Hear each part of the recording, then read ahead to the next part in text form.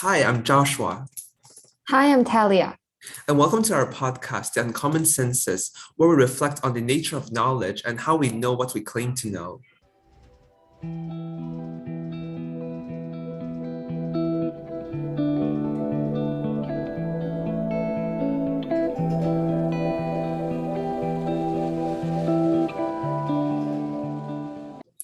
In this episode, we'll talk about philosophy, which sounds boring and fancy, but we'll try to make it more relatable to our daily lives.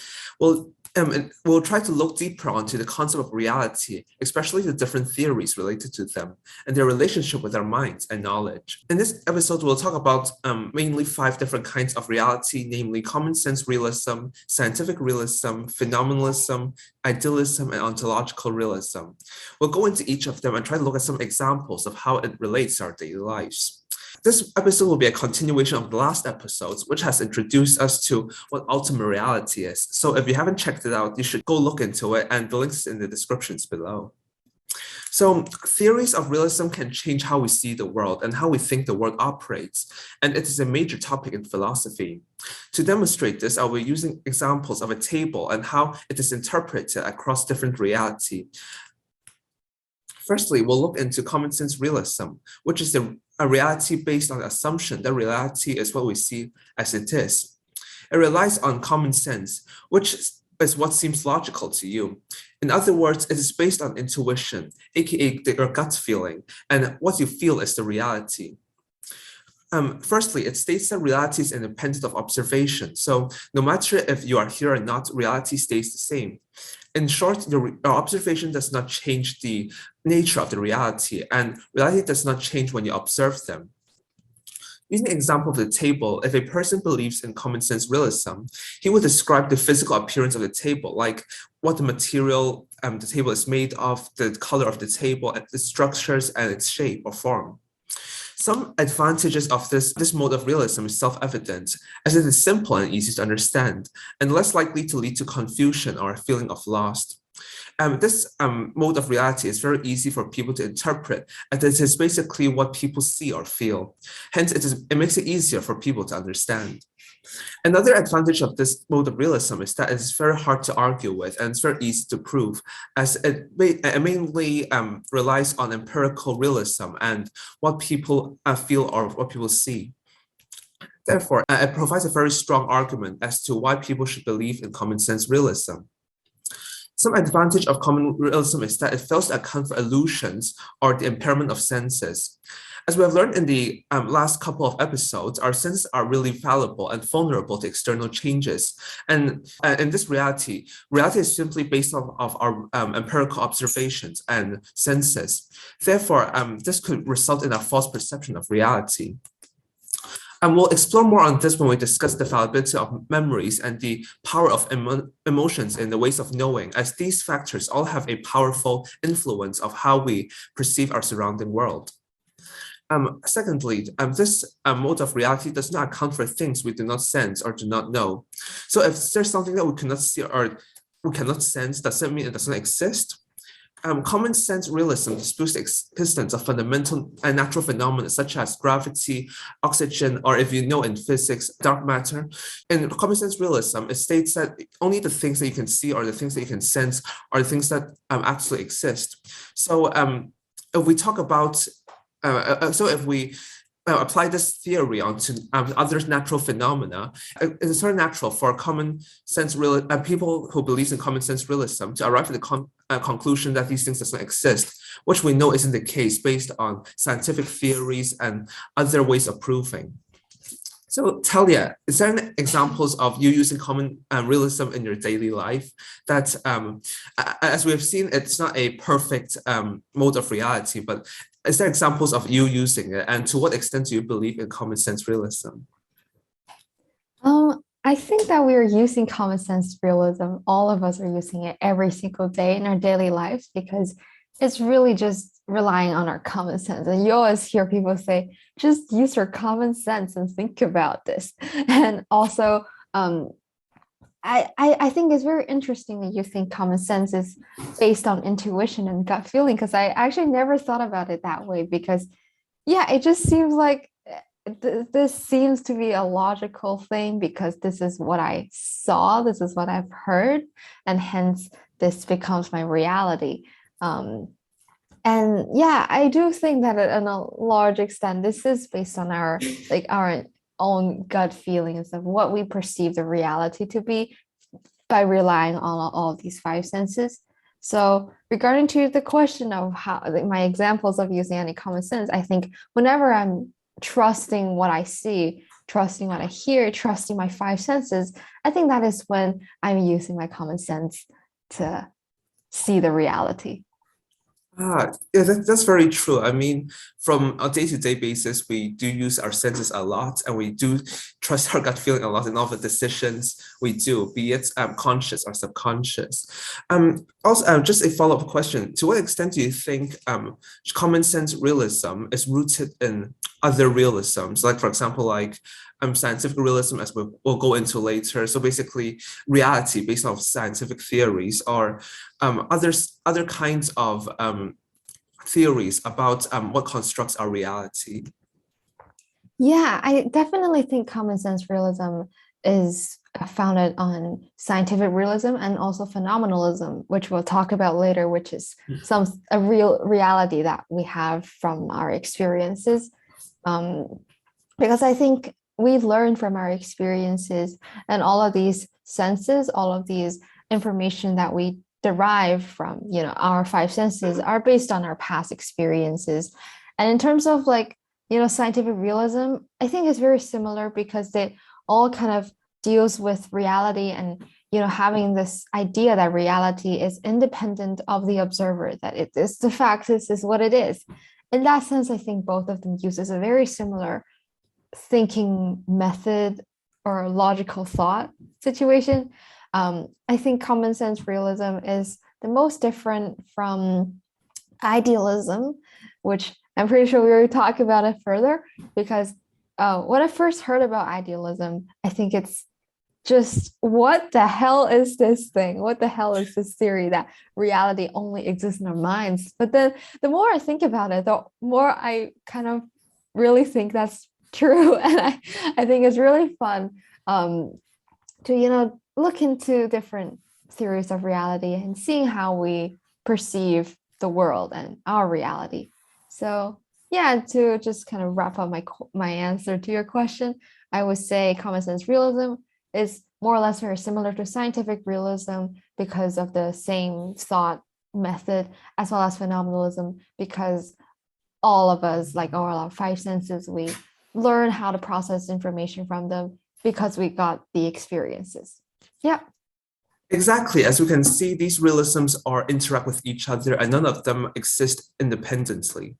So now we can move on to, I think, scientific realism, which is the reality, which is a reality that exists independent of an observer, but very different from what we perceive.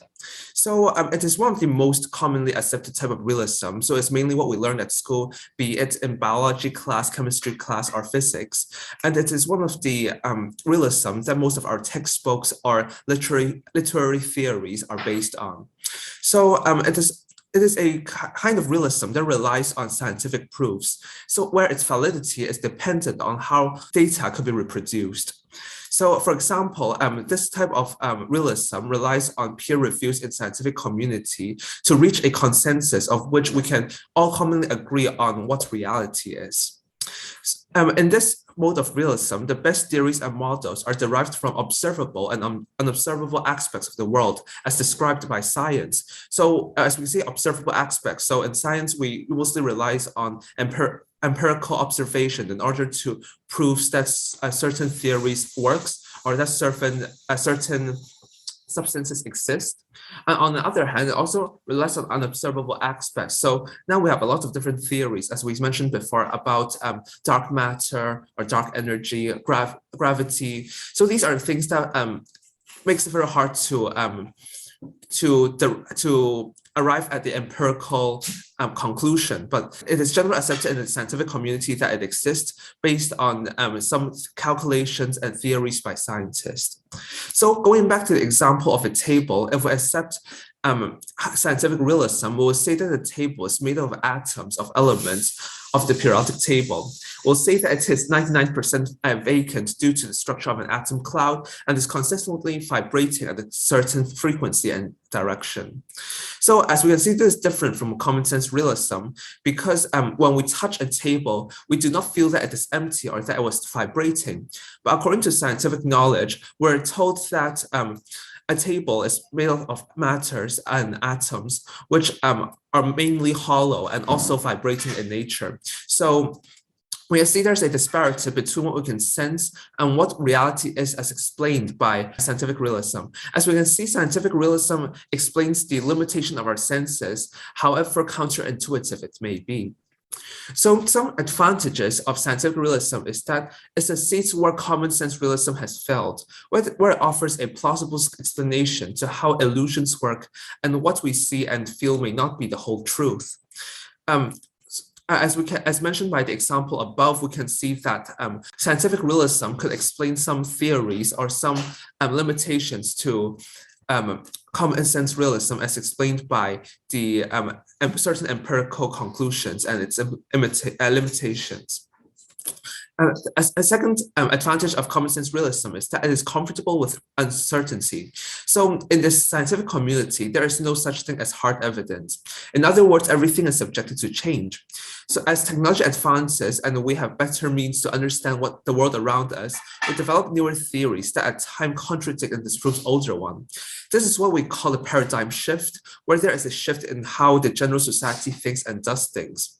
From this we can derive we can look at certain examples.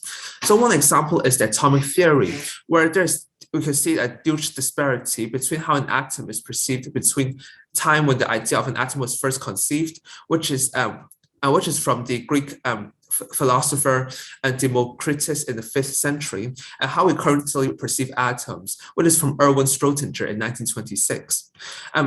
Another example is the geocentrism, which is a model that dictates the whole universe revolves around the world, which holds sway amongst ancient Greek, ancient Roman, and medieval philosophers. But as time goes by, from the late 16th century onwards, it was gradually superseded by the heliocentric model of Copernicus, Galileo, and Kepler, which states that instead of the universe revolving around the Earth revolves around universal entity, which is the sun. So as we can see from these examples, older theories kept getting disproven or rejected by newer ones, and hence in scientific realism, the idea of reality is constantly changing. Therefore, it has the advantage of not being limited by certain thinkings or certain prevailing philosophies in a time period, being able to change according to newer consensus of what reality is. Of course, there are also a lot of disadvantages with scientific realism. On one hand, it is too theoretical because certain theories in science may be hard to visualize or comprehend. Come from a personal experience, and one of a theory that I find hard to understand is the idea of dimensions, and how in certain dimensions time is basically something that you can travel in and out of, and how in certain dimensions there are space and time could somehow be as the same entity. And for me, I think it's very hard theory to grasp because I find it hard to think outside the reality, which is the third dimension that we live in today. So for me, this is a theory that I find hard to understand, and therefore it forms one of the disadvantages of scientific realism, because for people who does not have a certain scientific background or foundations in science, it may be hard for them to understand what reality is. Secondly, scientific reality ultimately relies on empirical observation, which begs the question, does something not exist if we cannot sense or even comprehend what it is? For example, the existence of a deity. So as we'll explain later, scientific realism strongly disputes the idea there is a all-powerful entity that controls our daily lives, because it claims that there is a lack of evidence of proving its existence. But I also ask the question, just because there's something that we cannot sense or that we cannot prove through scientific theories, does it mean it does not exist? It certainly leaves a room for thinking, and also leaves this kind of blank space that we can explore later when we explore different types of other realities. Thirdly, it leaves a huge space for uncertainty, as newer ideas can easily disprove older ones. Therefore, it showcases the fickle and volatile nature of scientific reality, as this type of reality is not solid and could change as always. Therefore, it does not really provide a very convincing argument at the argument for what reality is, as we can always argue that as time goes by, newer paradigms will appear, and therefore disputing what our theory of reality is at the moment. So, Natalia, I want to ask you a question. To what extent do you think we can trust science in our modern secular society, given how much trust we currently already invest in it? Yeah, that's a good point. We have really invested in so much trust in science, and I think there is definitely a reason why we do so. That this field is like one of the most powerful fields in our modern society. I think throughout history, it's kind of like we have science, we prove it, and then it stays in the academia, and then at times goes on, it goes to our daily lives and it being applied in our daily lives, and then it, as we can see, it greatly benefits our world, and it has created so many cool things in our world, and has definitely improved our lives because of the fact that we are, doing science. And I think it's super fascinating that you mentioned about the uncertainty nature in science, because like you always see these people like, we trust in science, what you're saying is illogical and not right, is proven to be wrong, or like there's no actual solid proof about this. But then as you can see, like science has been moving and has been changing for the past like forever. So like people who believe that science are so solid that it is the only thing that is correct, like if you just look at the history of science development, like you can see how it has been moving forward, and then previous theories has been disproved and there's a new one, and of course you need the older theories in order to build on this new theory, which leads to like a paradigm shift.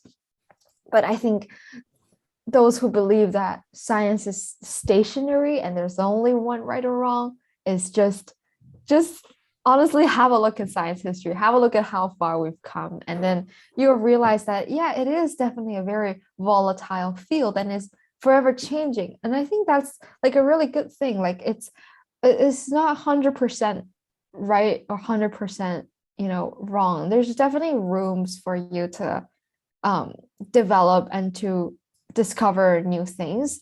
I think as opposed to a lot of people think that math and science are very rigid fields. I guess especially math, like there is a right and there is a wrong.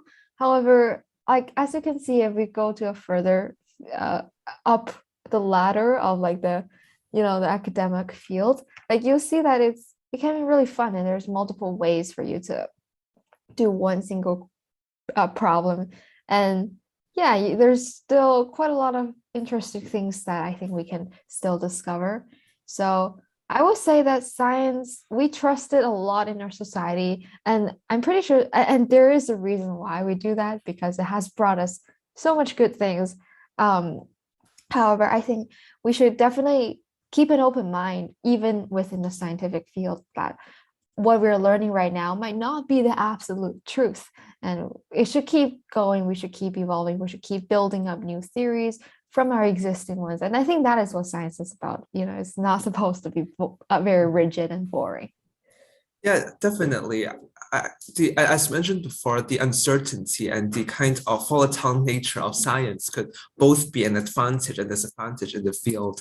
And when talking about uncertainty in science, it reminds me of a experiment called the Sokhal Affair. I think you have also heard of as taught in our class.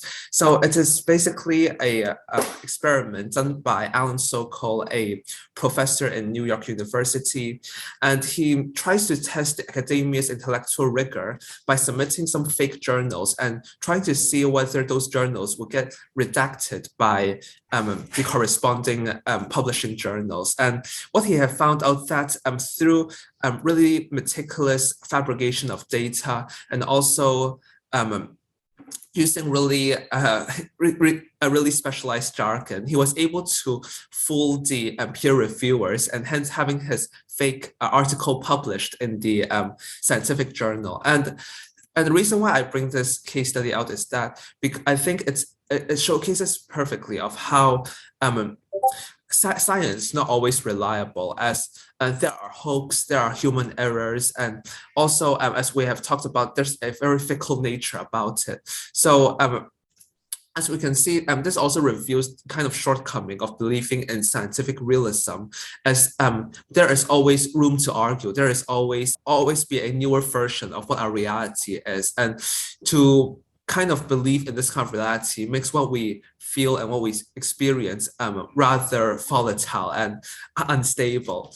But on the other hand, it can also be argued that, as you have mentioned, this is an advantage because the ability to be able to constantly upgrade and to change our sense of reality can allow us to always try to strive for a more accurate or a better depiction of what our reality is and the truths surrounding our existence.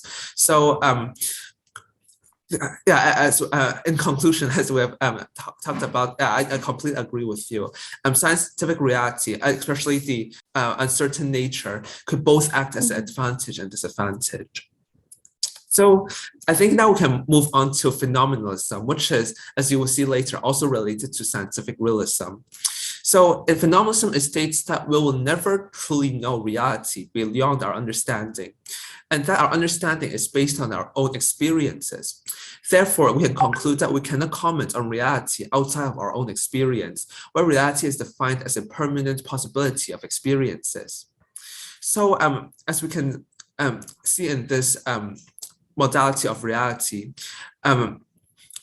as experience are based ultimately on our own senses, they are our only tool of understanding reality.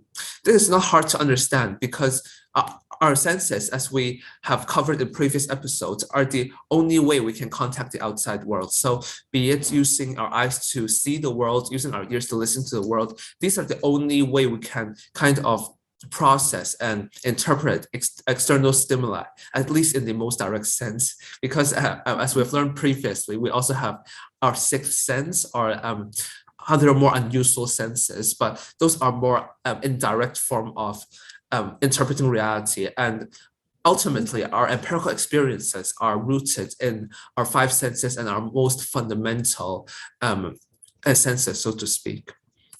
So in phenomenalism, it is the opposite of common sense reality. So we have empiricalism, which is based on the basis of experience, versus rationalism, which is on the basis of reflection, intuition, common sense, and mere thoughts. So we can see that in phenomenalism, it is based in empiricalistic conclusions, where reality is reflected based on our own experiences as revealed by our senses. On the other hand, in common sense realism, it is rooted in rationalism, which is on the basis of reflecting around our world, thinking of what our reality is, and also our gut feeling. So we see that these two are ultimately opposites, despite them also sharing something common, is that in both in phenomenalism and in common sense reality, we all they both is rooted in what we see. However, how we interpret those observations and that reality differs greatly in terms of, on one hand, we experience it based on purely what we sense. On the other hand, after we sense this, we mix this with our own emotions, we mix it with our own understanding of reality, for example, gut feeling, in order to arrive at the conclusion. So phenomenalism is something that scientific realism is based on. As we can see, these theories could be intertwined with each other. which is also shown in previous demonstrations of realism, of which we can see that all these different theories are kind of related to each other one way or another. But I digress. So going back to the example of the table, if we were to accept phenomenalism, we cannot know if the table is sturdy or even in existence until we observe objects on it. For example, using our visual senses, we're able to see the table, therefore we're able to know that the table exists. However, if we remove our sight from the table, for example, if we turn our backs towards the table, we don't know whether it still exists or that it changes or that it could change in its nature or reality. So an example of this would be, so for example, let's say there are tables in a classroom. We know that the table exists based on common sense realism, and that tables are not sentinel objects that can, or animated objects that can walk by itself or changes in its nature. However, using a phenomenalistic sense of reality, we could not be certain if these tables are able to change in their own nature, or that they're able to move by themselves when we're not looking, as it is stated in this sense of reality, that we can reality can never go beyond our own understanding and our own experiences. Therefore, you can see that this sense of reality is not all-encompassing, in the sense that it also has its limitation in presenting our reality and the truth around us. Another example of this sense of reality is that it relates to how reality is formed by our what we touch with our hands, or what we as mentioned, what we see with our eyes. So as you can see, that this sense of reality is very rooted in our sensual experiences, and also very dependent on the quality of how we sense the objects. For example, if we touch with a hand that the table is hard, based on this sense of reality, it is undoubtedly that this table is very hard in nature, as it is rooted in sensual experiences. So in terms of the advantages, like common sense realism, it is very intuitive and very easy to understand, as demonstrated by Occam's razor, which is a theory which dictates that the simplest explanation is often the right explanation. So it's very uneasy to understand, as basically it is rooted in what our senses tell us, and hence it makes it very easy for us to trust, as senses are, as we've mentioned before, the only way that we can really explain and tell the reality around us. However, in terms of the disadvantages, it is very hard to determine based on a theory of universal delusion as proposed by René Descartes, which is a person that is called the father of modern philosophy. This is a theory that questions whether we can truly trust our senses in determining our reality, which is similar to what we have gone through in previous episodes when we talked about illusion and the vulnerability and fallibility of our senses. And Descartes explains this by using different scenarios, of which he would think of these different possibilities. For example, that he is dreaming, or that reality is that he's being deceived by an powerful entity, as we'll explore later. So the key idea is that this philosopher is trying to come up with different scenarios of which our senses could be fooled, and hence the reality around us cannot be trusted. So this reveals the very fundamental limitations to this sense of reality, as it presents this reality as very fickle and very volatile, as presented by the limitations of our senses. So we can go more onto this when we explore idealism, which is the idea that reality is based purely on our imagination, and that it is constructed mainly in our minds. So yeah. It is. Anyway. You believe in this sense of reality? Yeah, now I believe in this sense the most. You can go on and explain it first. We can discuss about it. Okay. So in this sense of reality, it is really based on Descartes' dualism, which seems like a very big and fancy word, but basically it is the theory of mind, which I think what TOK is mainly about, is the theory proposed to on how how knowledge is constructed and how we perceive truth and reality around us. So one of the most fundamental pillars of this theory is cognito ergo sum, which I think is more commonly known as I think, therefore I am, which is also a theory proposed by Descartes, as we've mentioned, the philosopher, as we've mentioned just now, in his 1637 book, Discourse on the Method. So in this book, he tries to question what is certain in our reality that we can really trust. And the conclusion that he arrives is that the existence of our mind is the only certainty in our world. So how did he try to prove this? Initially, as a scientist, he tried to prove this by providing firm foundations for science and eliminating false beliefs. So in short, he tried to use scientific realism to prove the idea of certainty. So he tried to see what is really, what can really be really certain in science. So as we've mentioned before, in scientific realism, certainty isn't really a thing because it can always change with time. And this is the same conclusion that Descartes has arrived on, as he had found out that scientific realism is ultimately fickle. So with given that this really fundamental aspect of his belief is disproven, he tries to look at other forms of reality that he thinks we can really believe in, and hence this eventually grew out into our modern understanding of philosophy. To do so, he relies on a method of doubt, or Descartes' doubt, which is a way of seeking a certainty by systematically doubting everything. So basically, this method of trying to figure out what is certain, to do so by trying to figure out what is uncertain in the first place. So he does so by looking through our empirical senses. So can we really trust what we see or what we hear? To, as we mentioned before, scientific theory. So to what extent can we really trust scientific theories? So let's look at how he really proves certainty through the method of doubt. So in the method of doubt, it relies on something called Descartes' doubt, which is about possibility of a thing existing or that a scenario happening, as opposed to ordinary doubt, which is about probability. So the probability of something happening or existing.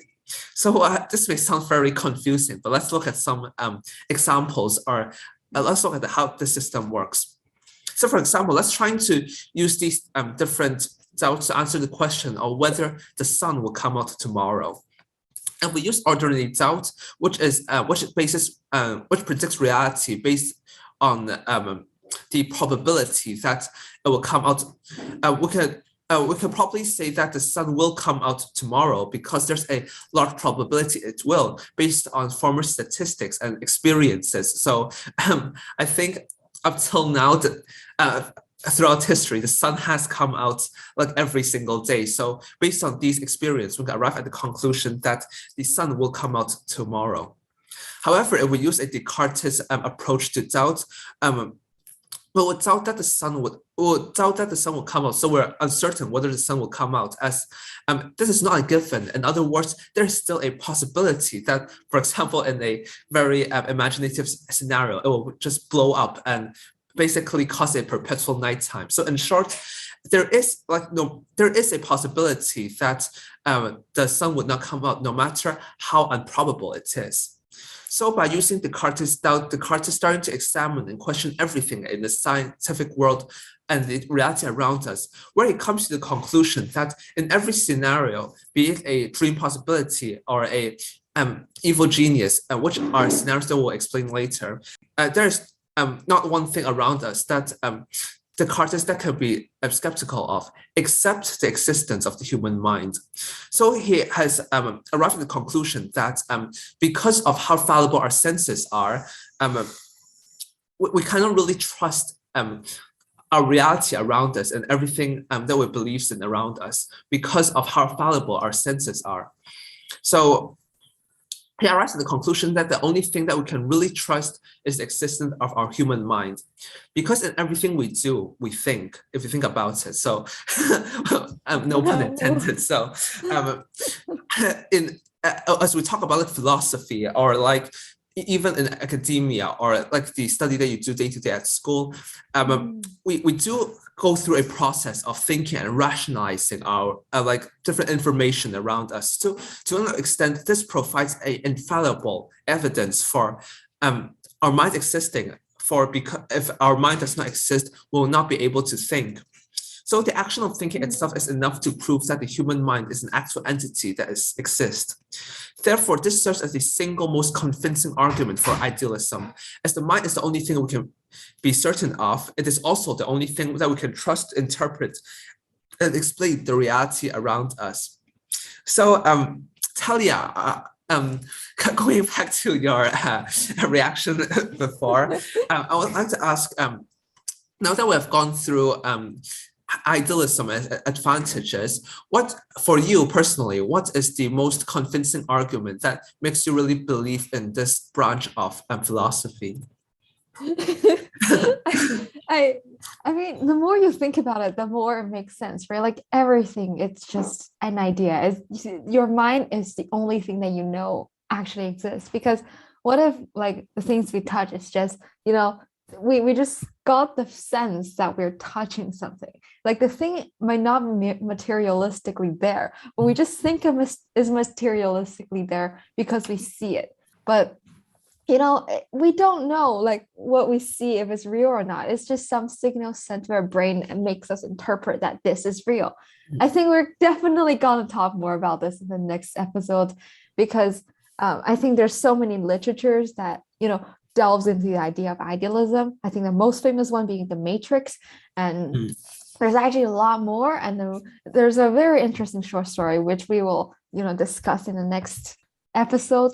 And yeah, I mean, the more you think about it, the more you kind of question like your world, like whether it's real or not. And even last episode we talked about the world as a simulation. I think that definitely discusses about idealism in a sense that nothing is real. And yeah, I think all of these like almost sci-fi style thoughts and ideas just makes me be very intrigued by the theory of idealism. And I think it's something that's like arguably the most convincing one to me. It's the most crazy one, but it's also somewhat the most convincing. So yeah, that's why I had this reaction like, yes, I think everything is just an idea. That is very true. And I think you bring out one of a very key point of why we're even learning reality in the first place, is how it relates to philosophy. So philosophy, on one hand, is the interpretation of like trying to understand truth in our world around us. But on another hand, it's also a kind of outlook of life. So when people say, oh, that's my personal philosophy, that they talk about their personal outlook of life.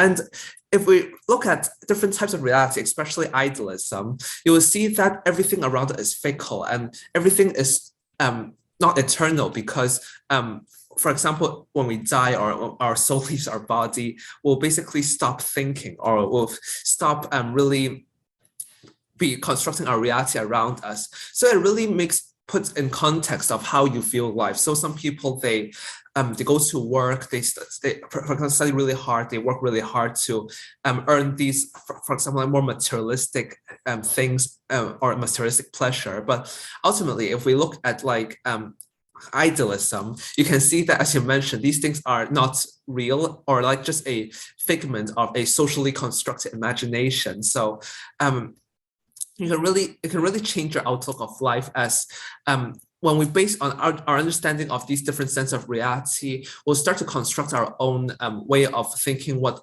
life is about, and how and what we define as happiness, and our goals and the things that we want to achieve in our current lifetime. So before we move on, just another question I want to ask. like going back to what you said, as compared to as you said, idealism is a rather out there, or like as some people say, a more crazier version of what we think reality is. So given this, you can see that it provides idealism is more philosophical and provides less solid evidence than, let's say, scientific realism and phenomenalism. So for you, Talia, what is the tipping point of what is the factor that really causes you to believe in idealism rather than these other modes of reality that seems to provide more solid evidence? Because I mean, the whole idea of idealism is kind of saying that the evidences that you see might not be actually real. Yeah. Right. So I think that's definitely the tipping point. Like all of these previous theories, especially scientific realism and common sense realism, like what you said, is kind of like based on, reality is independent of the observer. We have like all of these evidences to prove something is rational, as opposed to phenomenalism and idealism, which is more like it's in your mind. And also it's kind of like that tree thing, like does a tree still fall in the forest if it doesn't make a sound and no one's there to hear it? I think if you're dealing with scientific realism and common sense realism, that you say that it did fall because the reality is independent of the observer. However, with idealism and phenomenalism, you will say that the tree probably didn't because no one is there to see it. And I mean, it's so hard for us. Like we would never be able to see the actual reality. Like we will never be able to see outside of the forest. Like we will all be there and not be able to hear the tree has fallen. Like, I just, in that sense, I think it's really easy to, just think idealism makes quite a lot of sense, like because we'll never be able to observe the reality independently because we are all living in our own minds. I think we talked about this theory of mind thing like in the previous episodes, and I think it pretty much all of those things that we kind of discussed. There's so many evidence that comes to like idealism is one of the, I guess, most fun theories. Yeah, so as we can see that don't really believe everything you see and believe. I think that's the really key idea of our podcast here, is to try to think outside the box. And certainly I think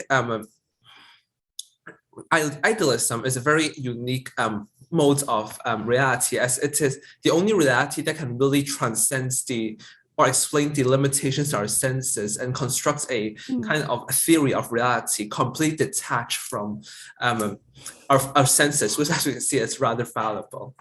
So I think we can now move on to the disadvantage of idealism. So you may think to yourself, so, okay, you're saying that idealism is such a seemingly a all-encompassing and perfect theory of reality. So why even bother learning other types of reality? But as we can see, actually, idealism is not a perfect theory of reality, as it still has a lot of limitations.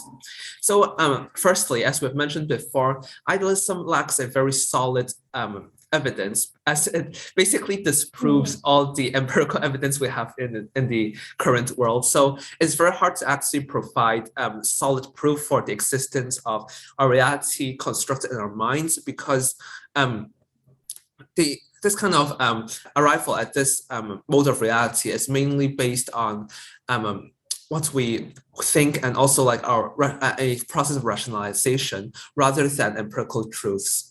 On the other hand, this idealism also has the limitations of a so-called dream possibility and evil genius. So what are these? So I will try introducing this through, I'll ask certain questions to you, Talia, and to see if you can generate an understanding based on these questions. So for a dream possibility, so for example, it presents the first question. Talia, to what extent do you think you are dreaming now? So like, as you can see from your eyes, from your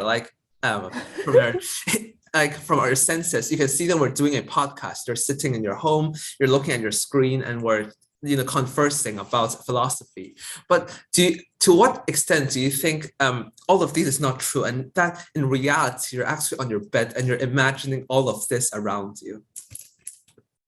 Yeah, that's possible. I just tend to not think about the world in that way because I mean, it can be fun, like, right? Like if you're just a dream, someone's dream, and then you don't have to take yourself that seriously. Just live life to the fullest. Just living your dream to the fullest, because it's kind of like lucid dream. Like we can control ourselves at least. Like, I don't know. I think yeah, that is very interesting. And that's kind of like the simulation hypothesis world that we previously discussed about. So who knows? Maybe we're all in a dream.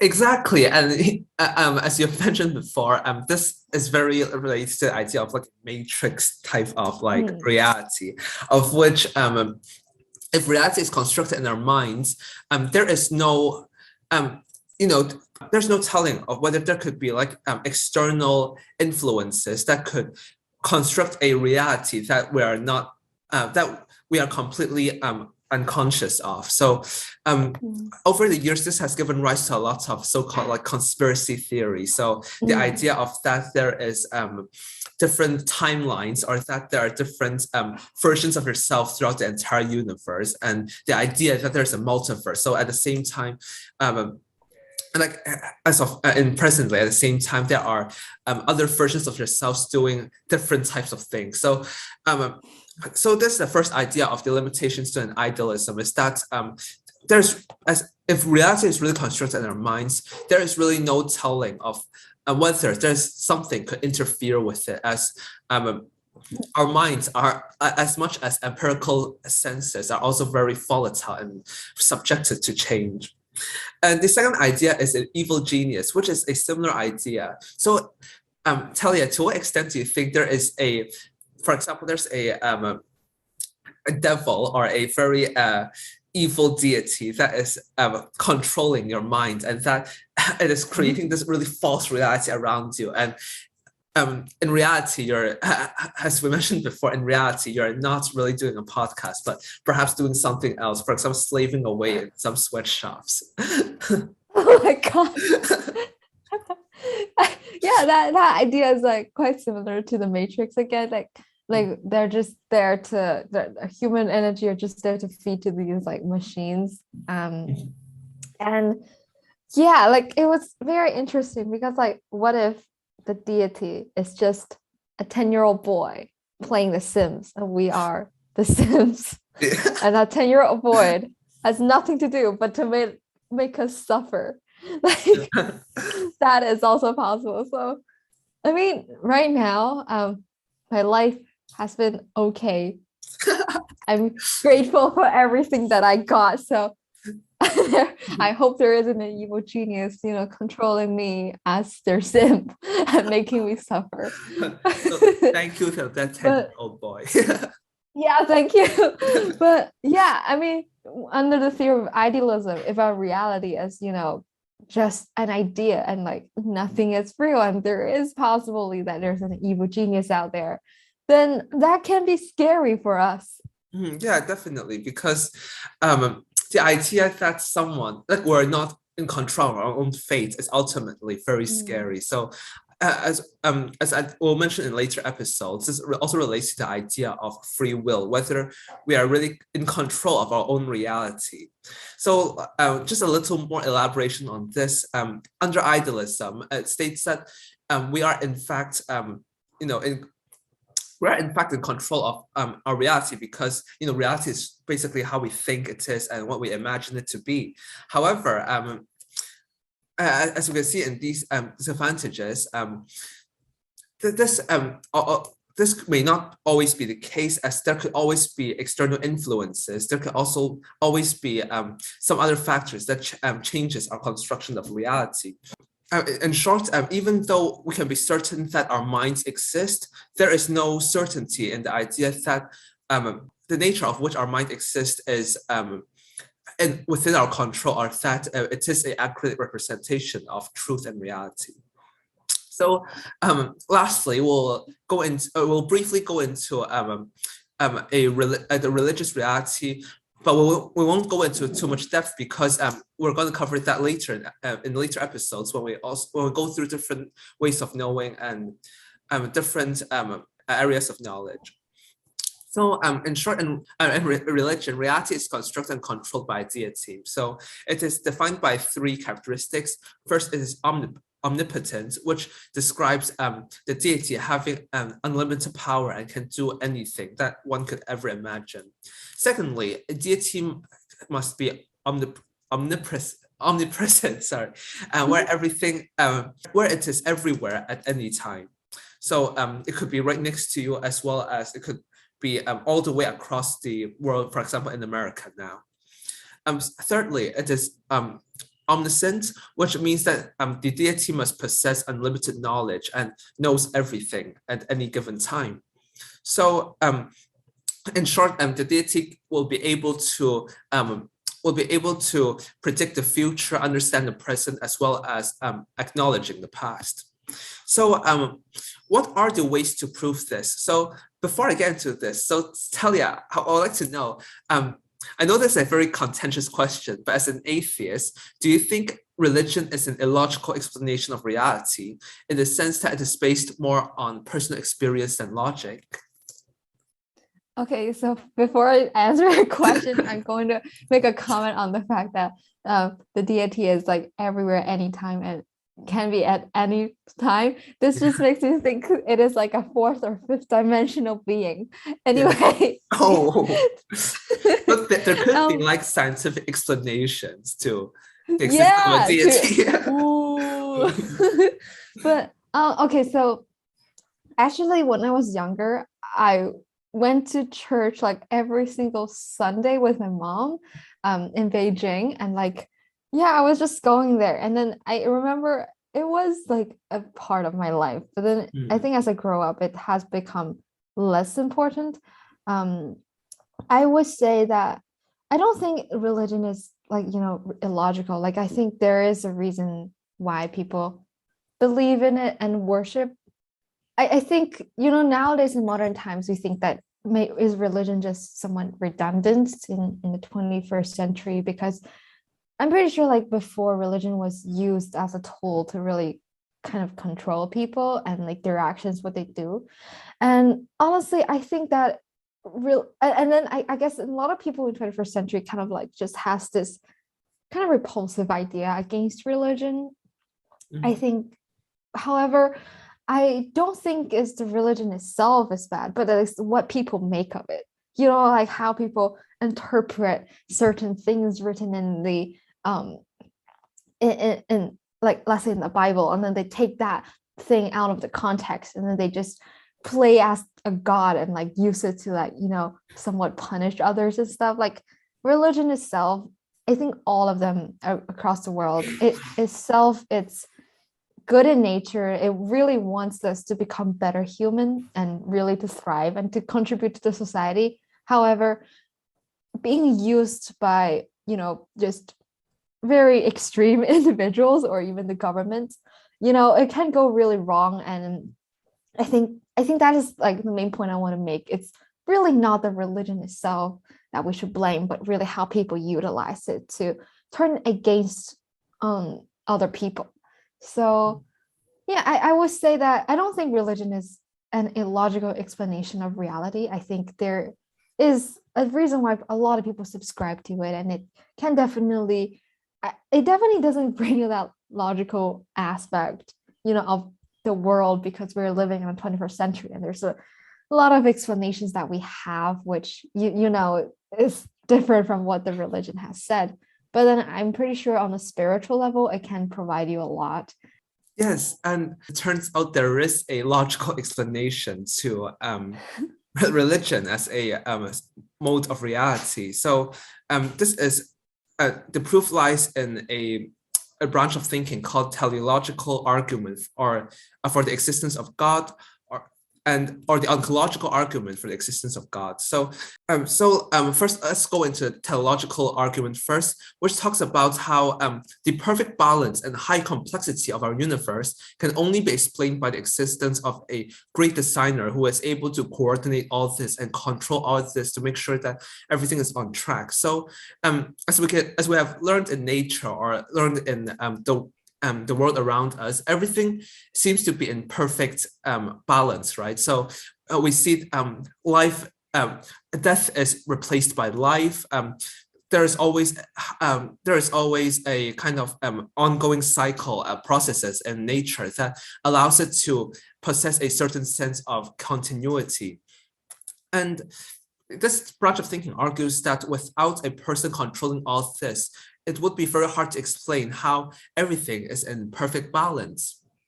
However, there is also a counter argument to this train of thought in which it talks about how nature could instead evolve by trial and error, such as the theory of survival of the strongest, or the natural selection, evolution. So as we can see, some people would argue that instead of a all-powerful deity, instead the world is balanced and all these processes by trial and error, of which systems that are faulty systems or weaker beings will eventually be eliminated through time, while stronger and more workable systems and beings, for example, like ecosystems or species, is able to prevail and be able to survive in the test of time. And on the other hand, there is also the ontological argument, which is also a logical explanation to religion, which states that which is a system that uses a logical deduction to prove the existence of God. It is proposed by Saint Anselm of Canterbury in the 11th century, and he uses 6 processes in order to 6 steps in order to prove the existence of God.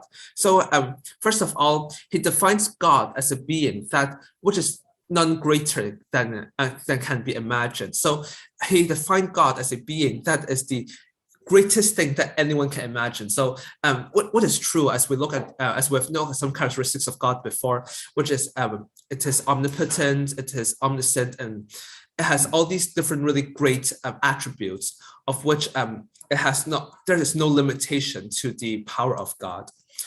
Second of all, he defines God could also exist as an idea in the mind. So he defined that, if God is not a actual deity, then God is only exists as a kind of concept or a kind of imaginative idea that exists in people's mind.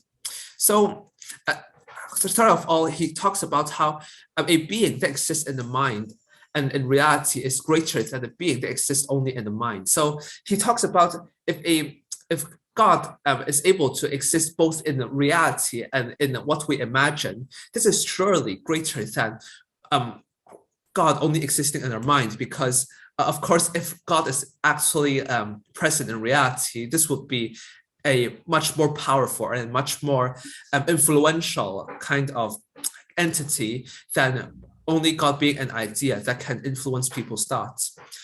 So the fourth statement states that if God exists only in the mind, then we can imagine something greater than God. So this seems to be a very contradictory statement, as before we talked about God is a being that is none greater than can imagine. But if God only exists as something in our mind, only exists as something in our mind, then we can imagine something that is greater, which is God existing in reality and in our minds. So the fifth school of thought step says that as we cannot imagine something that is greater than God, a being that is the greatest possible being by definition, God exists both in our mind and in reality. So it uses this kind of rather logical thinking and deriving that God must exist both in minds and in reality. Of course, a lot of people, religious people or believers, would really argue against this this sort of thinking, because as we can see, the argument for God in here is purely based on the definition of God, and this kind of using logical deduction, but it does not really present God as a really solid idea or a solid entity that controls and creates our reality. Of course, this is just a very general overview of what reality is if we look at it from a religious point of view. And we're going to look more about this, go more about this idea as we explore religion in later episodes. So this is the end of our podcast. Thank you so much for listening, and please keep an eye out for new episodes, and we'll see you next time on The Uncommon Senses. Thank you. Oh baby, every morning